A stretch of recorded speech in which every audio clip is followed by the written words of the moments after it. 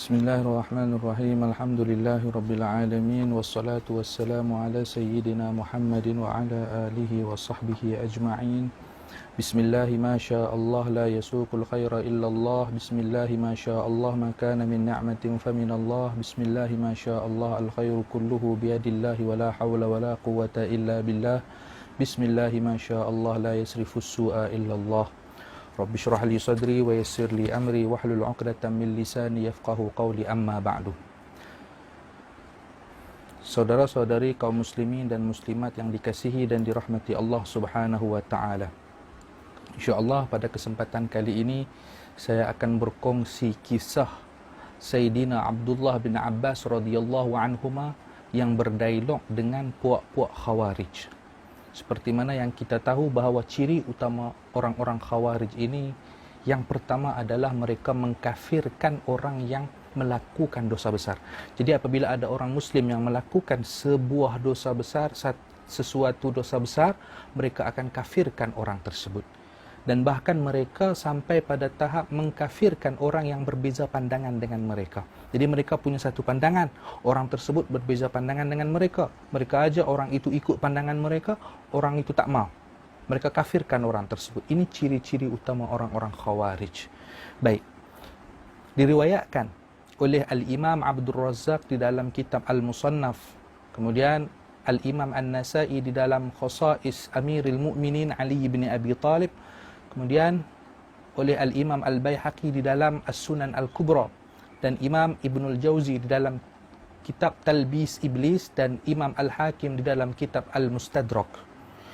Daripada Abi Zumail Simak Ibn al-Walid Al-Hanafi, beliau berkata, telah menceritakan kepadaku Sayyidina Abdullah bin Abbas radhiyallahu anhuma, lamma kharajat al-haruriyatu ijtama'u fi darin wa hum 6,000 wa ajma'u ay yakhruju ala Ali ibn Abi Talib wa ashabin Nabi sallallahu alaihi wasallam alladhina ma'ahu.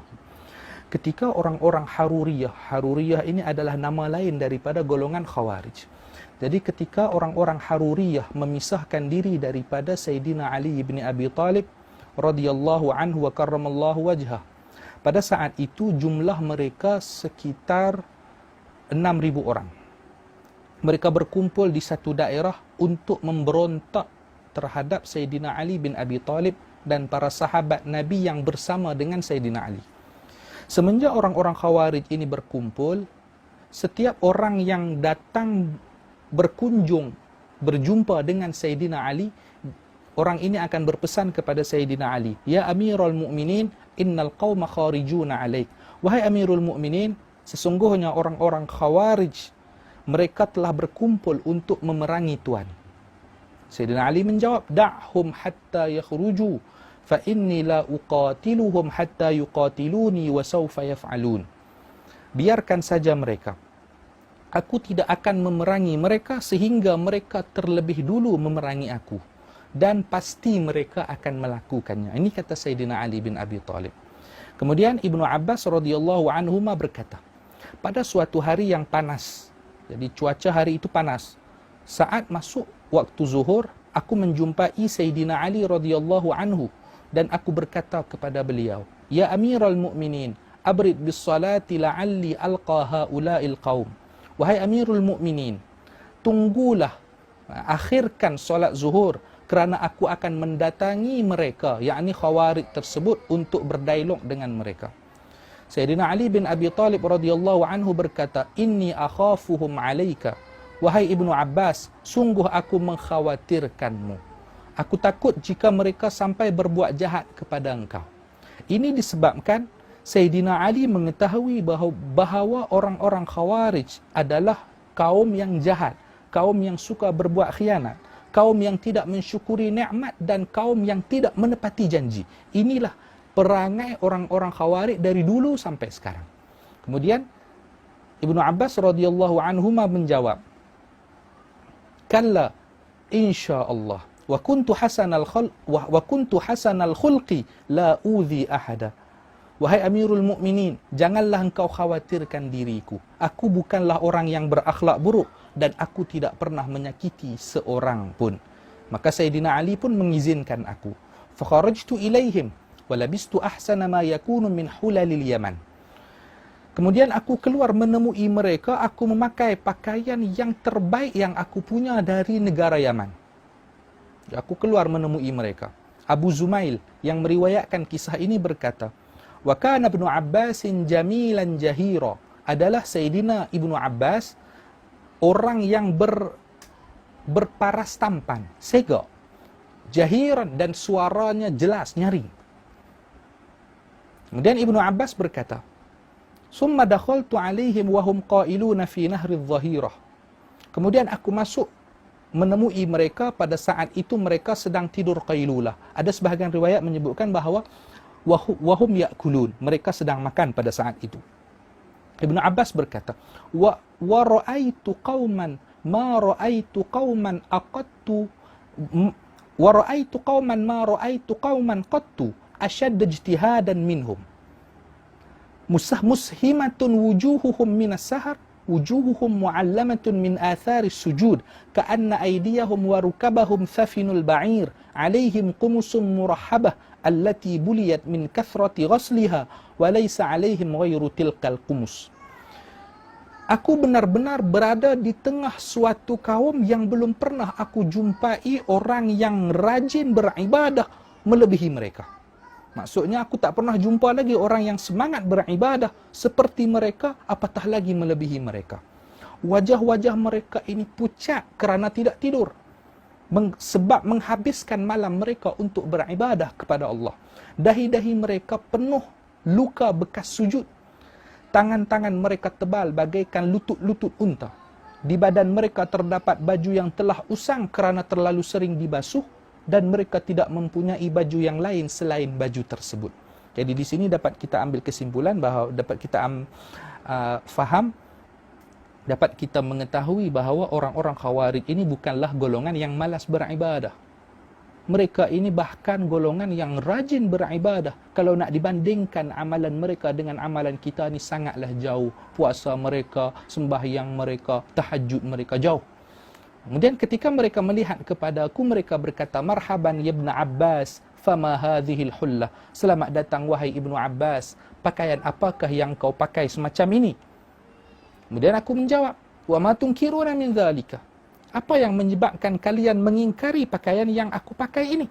Wa laqad ra'aitu ala Rasulillah sallallahu alaihi wasallam min ahsanil hulal. Sungguh aku pernah melihat Rasulullah sallallahu alaihi wasallam memakai pakaian yang terbaik. Jadi aku pernah melihat bahawa Rasulullah memakai pakaian yang terbaik yang baginda punya. Kemudian aku bacakan pada mereka ayat suci Al-Quranul Karim, Qul man harrama zinatallahi allati akhraja li'ibadihi wat-tayyibati minar rizq. Katakanlah wahai Muhammad, siapakah yang mengharamkan perhiasan dari Allah yang telah disediakan untuk hamba-hambanya dan rezeki yang baik-baik.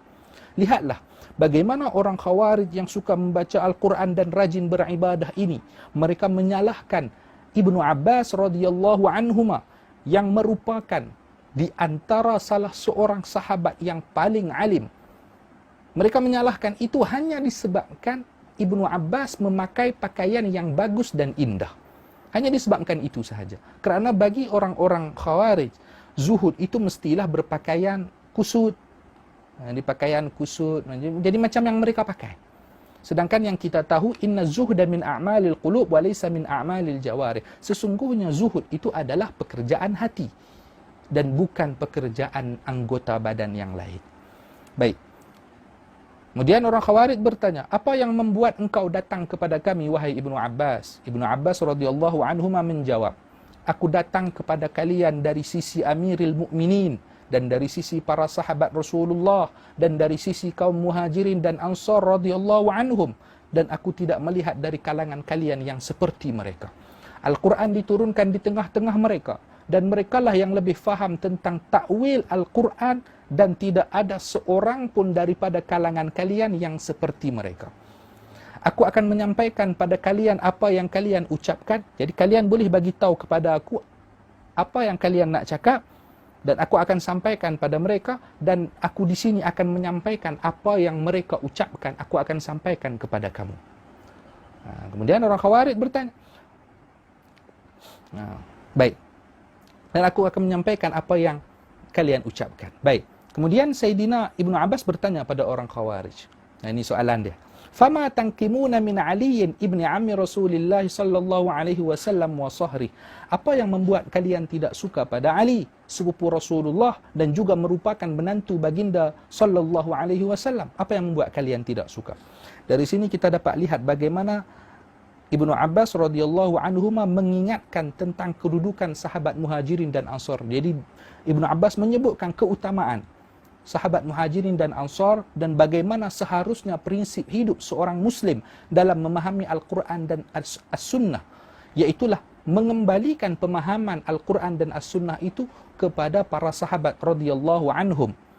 Dan Ibnu Abbas juga memberitahukan kepada orang-orang Khawarij bahawa para sahabat ini adalah merupakan orang yang paling mengerti, yang paling faham tentang Al-Quran dan As-Sunnah. Dan kemudian Ibnu Abbas juga menegaskan, menjelaskan besarnya kedudukan Sayyidina Ali bin Abi Talib dan tidak ada seorang pun dari kalangan orang Khawarij yang merupakan sahabat baginda Nabi sallallahu alaihi wasallam. Tak ada sahabat pun dari kalangan orang-orang Khawarij. Kemudian ketika mana orang-orang Khawarij ini mendengar ucapan Ibnu Abbas yang penuh dengan makna dan prinsip-prinsip hidup, yang mana prinsip hidup yang Ibnu Abbas sampaikan itu tidak sesuai dengan prinsip hidup yang mereka yakin, yang tidak sesuai dengan prinsip hidup yang mereka percaya. Sebahagian daripada orang-orang Khawarij ini memberikan peringatan kepada kawan-kawan dia. La tukhasimu Quraisyan. Jangan sekali-kali kalian berdebat dengan orang Quraisy. Jadi di sini maksud dia jangan sekali-kali berdebat dengan orang Quraisy, maksud dia adalah ditujukan pada Sayyidina Abdullah bin Abbas radhiyallahu anhuma. Sesungguhnya Allah Subhanahu wa taala berfirman, balhum qaumun khasimun. Sebenarnya mereka adalah kaum yang suka bertengkar. Tetapi ada sebahagian lagi orang Khawarij balas ucapan kawan dia tadi. Apa yang menghalangi kita untuk mendengar ucapan Ibnu Abbas sedangkan dia adalah sepupu Nabi? Dia mengajak kita kembali kepada kitab suci Al-Quranul Karim. Apa yang menghalangi kita? Biarlah kita dengar ucapan dia. Kemudian orang Khawarij ini pun berkata, kami tidak suka pada Ali kerana 3 perkara. Jadi lihatlah di sini kita dapat lihat bagaimana 3 perkara yang bagi orang-orang Khawarij dapat membuat seseorang itu jatuh pada kekufuran. Mereka melakukan takfir, mereka memerangi Sayyidina Ali hanya disebabkan 3 perkara ini.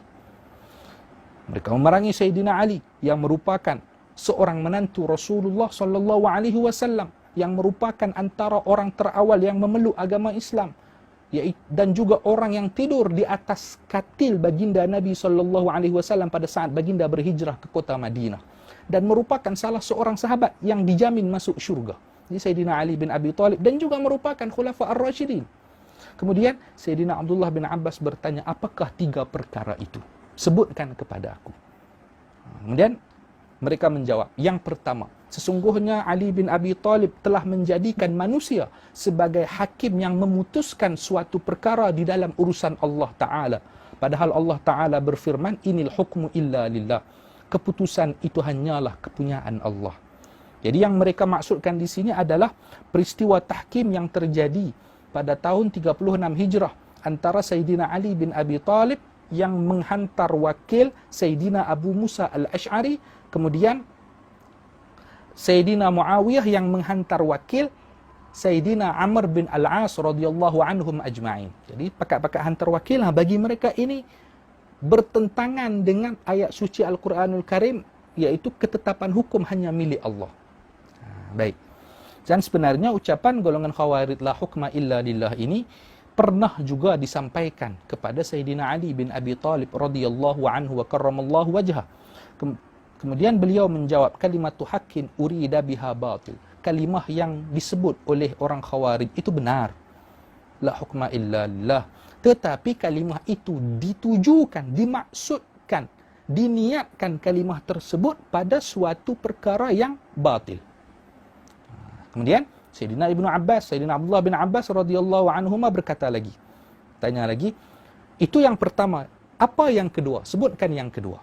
Mereka menjawab, Ali berperang namun tidak mengambil tawanan dan tidak mengambil harta ghanimah, harta rampasan. Padahal jika memang dia memerangi orang kafir, orang yang boleh diperangi, maka tentulah halal tawanannya dan tentulah halal harta ghanimahnya. Tetapi jika yang dia perangi itu orang beriman, maka tidak boleh diperangi, tidak boleh diambil tidak boleh diambil harta ghanimahnya dan tidak boleh dijadikan tawanan. Jadi dia berperang tapi dia tidak mengambil ghanimah dan dia tidak mengambil tawanan. Kemudian Ibnu Abbas bertanya lagi, itu yang kedua. Yang ketiga apa? Sebutkan yang ketiga. Dan orang-orang Khawarij ini menjawab, dia telah menghapus sebutan Amirul Mukminin dari dirinya. Kalau dia bukan Amirul Mukminin, pemimpin orang-orang mukmin, berarti dia adalah Amirul Kafirin, pemimpin orang-orang kafir. Ni. Jadi kalau orang Khawarij bukan pemimpin orang mukmin, maka dia pemimpin orang musyrik. Baik. Peristiwa ini yang dimaksudkan oleh mereka adalah peristiwa yang terjadi antara Sayyidina Ali bin Abi Thalib radhiyallahu anhu yang menulis perjanjian dengan Sayyidina Muawiyah bin Abi Sufyan radhiyallahu anhuma. Jadi Sayyidina Ali menulis, "Hadza ma 'ahada alaih Ali bin Abi Thalib Amirul Mukminin." Inilah perjanjian yang disepakati oleh Ali bin Abi Thalib, Amirul Mukminin. Jadi hadza ma 'ahada alaihi Ali bin Abi Thalib Amirul Mukminin. Dan pihak Sayyidina Muawiyah tidak menerima tulisan tadi. Mereka menuntut supaya tulisan Amirul Mukminin tadi dihilangkan. Mereka berkata, "Lau kunna na'lamu annaka Amirul Mukminin ma qatalna." Kalaulah kami tahu engkau itu Amirul Mukminin, kalaulah kami mengakui, mengiktiraf, kami yakin bahawa engkau itu Amirul Mukminin, tentulah kami tidak akan berperang melawan engkau. Baik. Kemudian Ibnu Abbas radhiyallahu anhuma berkata, apakah ada alasan lain selain tiga perkara ini? Ada alasan lain tak selain tiga ni? Kok-koklah ada lagi kah? Bagi tahulah. Kemudian Ibnu Abbas, selepas Ibnu Abbas tanya macam ni, mereka berkata, ya, tidak ada. Cukup yang ni saja yang kami beritahukan kepada engkau, wahai Ibnu Abbas. Kemudian Ibnu Abbas radhiyallahu anhuma berkata, bagaimana jika aku bacakan ayat suci Al-Quranul Karim dan hadis Nabi yang akan membantah, yang akan menolak tuduhan kalian, yang akan membantah ucapan kalian tadi, apakah kalian akan bertaubat? Dan aku bacakan ayat suci Al-Quranul Karim yang akan menjawab semua masalah kemusykilan kalian tadi, apakah kalian akan bertaubat? Mereka menjawab, ya, kami akan bertaubat. Kemudian Ibnu Abbas pun memulakan ucapan beliau. Jadi mulakan jawapan beliau. Adapun ucapan kalian bahawa Ali bin Abi Thalib telah menjadikan manusia sebagai hakim di dalam urusan Allah Ta'ala. Jadi ucapan kamu bahawa Ali telah menjadikan manusia sebagai hakim dalam urusan Allah, ketahuilah kamu semua, sesungguhnya Allah Subhanahu wa Ta'ala telah menyerahkan sebahagian daripada hukumnya kepada keputusan manusia. Seperti mana di dalam menentukan harga arnab sebanyak 4 dirham sebagai tebusan atas arnab yang dibunuh pada saat ihram. Allah Subhanahu wa Ta'ala berfirman, ya ayyuhalladzina amanu la taqtulus sayda wa antum hurum wa man qatalahu minkum muta'ammidan fajaza'um mithlu ma qatala minan na'am yahkum bihi dzawa 'adlin minkum. Hai orang-orang yang beriman, janganlah kamu membunuh binatang buruan ketika kamu sedang berihram. Barang siapa di antara kamu membunuhnya dengan sengaja, maka dendanya ialah mengganti dengan binatang ternak yang seimbang dengan buruan yang dibunuhnya menurut keputusan hukum dua orang yang adil di antara kamu. Baik. Demikian, begitu juga Ibnu Abbas menyebutkan satu lagi ayat suci Al-Quranul Karim yang menjelaskan tentang urusan perempuan dan suaminya yang bertikai, yang bergaduh. Maksudnya yang bersengketa, yang bergaduh lah. Wa in khiftum shiqaqa bainihima fab'athu hakaman min ahlihi wa hakaman min ahliha yurida islahan yuwaffiqillahu bainahuma innallaha kana aliman khabira. Dan jika kamu khawatirkan ada persengketaan antara keduanya, antara isteri dan suami tersebut, maka kirimkanlah seorang hakim dari keluarga lelaki dan seorang hakim dari keluarga perempuan. Jika kedua hakim itu bermaksud mengadakan perbaikan, mengadakan islah, nescaya Allah akan memberi taufik kepada suami isteri tersebut. Ini di antara hukum Allah Ta'ala yang dia serahkan keputusannya kepada manusia. Andaikan Allah Ta'ala mahu, tentulah dia dapat langsung memutuskan hukumnya. Tetapi Allah membolehkan berhukum kepada manusia. Demi Allah, aku bertanya pada kalian, manakah yang lebih utama dan lebih besar antara keputusan hukum? Keputusan hukum seseorang di dalam mendamaikan dan memelihara darah kaum muslimin, ataukah masalah daging arnab, ataukah masalah mendamaikan suami isteri yang bertikai? Mana yang lebih penting antara tiga perkara ini? Kemudian orang-orang Khawarij menjawab, tentulah yang lebih penting adalah menjaga darah kaum muslimin. Itulah yang lebih penting, yang lebih utama. Apakah alasan kalian sudah terjawab dengan ini? Mereka menjawab, iya. Kemudian Ibnu Abbas melanjutkan ucapan beliau. Adapun ucapan kalian bahawa Ali bin Abi Talib berperang, tetapi dia tidak mengambil tawanan dan tidak mengambil harta rampasan, harta ghanimah. Sesungguhnya beliau memerangi ibunda kalian semua, iaitu Sayyidatina Aisyah radhiyallahu anha di dalam peperangan Jamal. Allah Ta'ala berfirman, An-Nabiyyu awla bil mu'minina min anfusihim wa azwajuhu ummahatuhum. Nabi itu lebih utama bagi orang beriman daripada diri mereka sendiri. Dan isteri-isteri baginda adalah ibu bagi orang-orang yang beriman. Apabila kalian sampai mengatakan bahawa Aisyah bukan ibunda kalian, maka kalian jadi kufur. Dan apabila kalian mengatakan bahawa Aisyah adalah ibunda kalian, maka haram bagi kalian untuk menawannya, haram bagi kalian untuk mengambil hartanya. Dan sekarang kalian berada antara dua kesesatan. Pilihlah salah satu daripada duanya. Jadi pilih salah satu. Cuba pilih salah satu daripada kedua perkara ni. Orang Khawarij terdiam, tak mampu nak jawab. Apakah alasan kalian sudah terjawab dengan ini? Mereka menjawab, iya.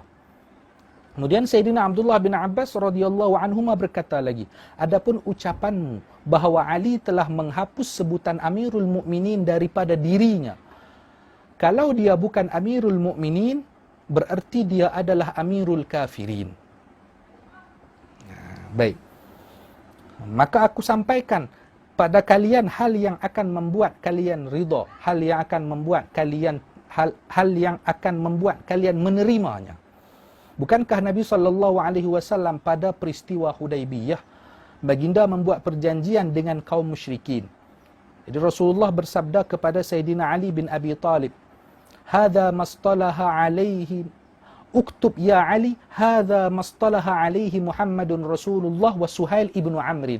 Tulislah wahai Ali, ini adalah perdamaian yang disepakati, yang dinyatakan oleh Muhammad Rasulullah dan Suhail bin Amr. Suhail bin Amr ini adalah wakil daripada kaum musyrikin pada saat itu. Namun kaum musyrikin berkata, "Lau na'lamu bi annaka Rasulullah ma qatalnak, walakin uktub ismaka wasma abi." Tidak wahai Muhammad, andaikan kami percaya bahawa engkau adalah utusan Allah, adalah Rasulullah, tentu kami tidak akan memerangi engkau. Tetapi tulislah nama engkau dan nama ayah engkau. Maka Rasulullah SAW bersabda, kalau begitu hilangkan tulisan Rasulullah, wahai Ali. Umhu ya Ali. Jadi Rasulullah menyuruh Sayyidina Ali untuk menghapus tulisan Rasulullah tadi. Kemudian Nabi SAW bersabda, Allahumma innaka ta'lamu anni rasuluk. Ya Allah, engkau maha tahu bahawa aku ini adalah utusanmu. Aku ini adalah rasulmu. Tulislah wahai Ali, hadza mastalaha alaihi Muhammad ibn Abdullah wa Suhail ibn Amrin.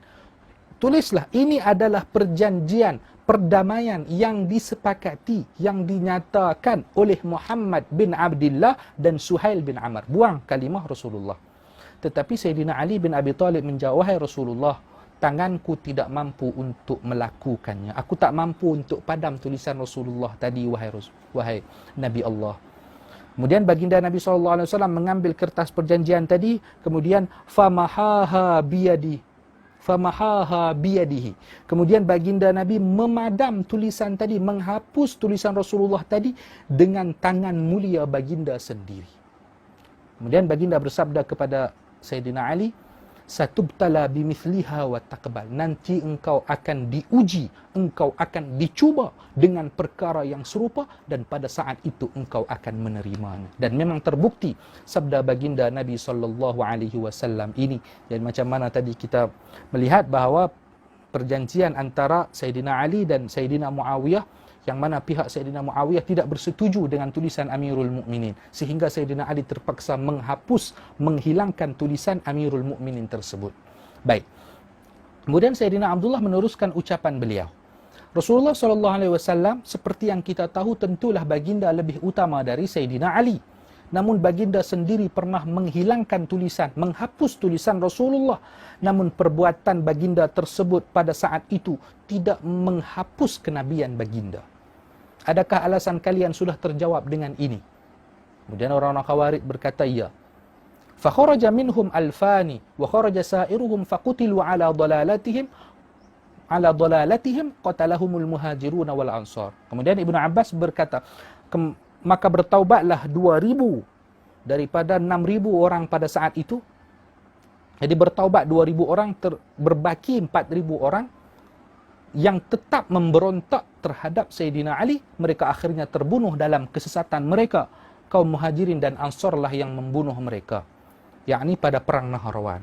Sebagian ulama ada yang meriwayatkan bahawa sebelum itu bilangan orang-orang Khawarij berjumlah 10,000 lebih. Sebelum saat itu, sebelum waktu itu. Kemudian Sayyidina Ali datang kepada mereka, berdialog dengan mereka sehingga akhirnya bertaubat dan berbaki 6,000 orang.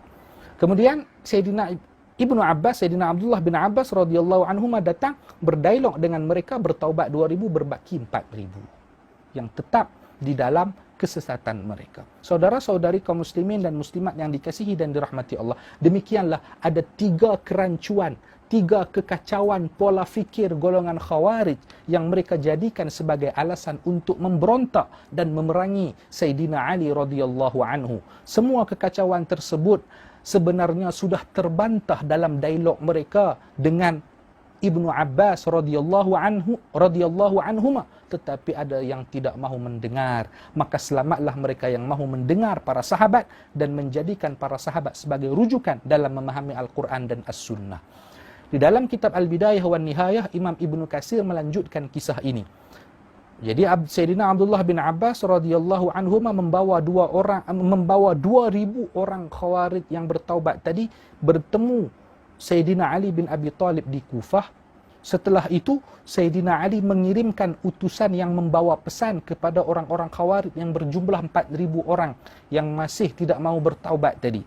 Sayyidina Ali berpesan, sesungguhnya kalian telah menyaksikan apa yang dialami olehku dan orang-orang secara umum.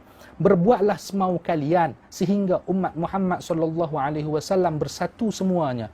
Di antara kita ini ada sebuah perjanjian, tidak boleh menumpahkan darah yang haram dibunuh, tidak boleh menyekat jalan-jalan dan tidak boleh menzalimi, berbuat zalim kepada orang ahli zimmah. Apabila kalian melanggar perjanjian ini, maka kami akan membalasnya dengan pembalasan yang sepadan, yang setimpal. Allah Subhanahu wa taala berfirman, "Innallaha la yuhibbul khainin." Sesungguhnya Allah tidak menyukai orang-orang yang berbuat khianat. Tetapi tidak lama selepas itu, mereka mula menyekat jalan. Mereka membunuh orang-orang yang tidak bersalah, orang-orang Muslim yang berbeza pandangan dengan mereka, mereka bunuh. Mereka menghalalkan darah ahli zimmah sehingga akhirnya orang-orang Khawarij ini dikalahkan dalam peperangan Nahrawan. Selepas mereka kalah, masih ada saki-baki mereka yang dendam. Akhirnya dendam inilah yang menyebabkan kepada terbunuhnya, kepada syahidnya Sayyidina Ali bin Abi Talib radhiyallahu anhu wa karramallahu wajhah pada melalui tangan Abdurrahman bin Muljim Al-Muradi Al-Khariji pada tarikh 17 Ramadan tahun 40 Hijrah menurut pendapat yang paling masyhur. Jadi pada tarikh 17 Ramadan. Menurut pendapat yang paling masyhur, Abdurrahman bin Muljim ini pada awalnya adalah pengikut Sayyidina Ali bin Abi Talib radhiyallahu anhu wa karramallahu wajhah pada peperangan Siffin. Dalam peperangan Siffin, Abdurrahman bin Muljim adalah pengikut Sayyidina Ali. Tetapi dia memberontak melawan Sayyidina Ali bin Abi Talib disebabkan peristiwa tahkim yang terjadi antara Sayyidina Ali dan Sayyidina Muawiyah radhiyallahu anhum. Jadi peristiwa tahkim yang tadi pernah saya sebut. Jadi bagi Ibnu Muljim, la hukma illa lillah, tidak ada ketetapan hukum melainkan dari Allah Subhanahu wa taala.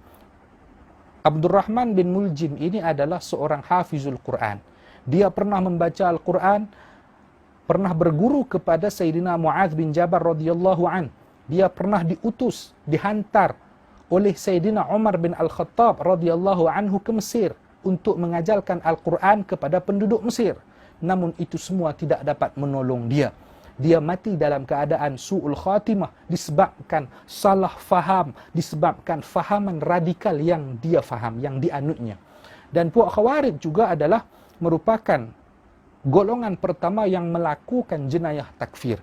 Mereka mengkafirkan Sayyidina Ali bin Abi Talib hanya disebabkan perbezaan politik, bukan tujuan untuk memperjuangkan agama. Bayangkan macam mana dah kalah berdebat, dah kalah berdialog dengan Sayyidina Ibnu Abbas, Sayyidina Abdullah bin Abbas. Mereka dah kalah dah. Semua kemusykilan mereka terjawab oleh Sayyidina Abdullah bin Abbas, tetapi mereka tetap juga memerangi Sayyidina Ali bin Abi Talib. Jadi tujuan mereka itu sebenarnya adalah tujuan politik sahaja, bukan tujuan untuk memperjuangkan agama.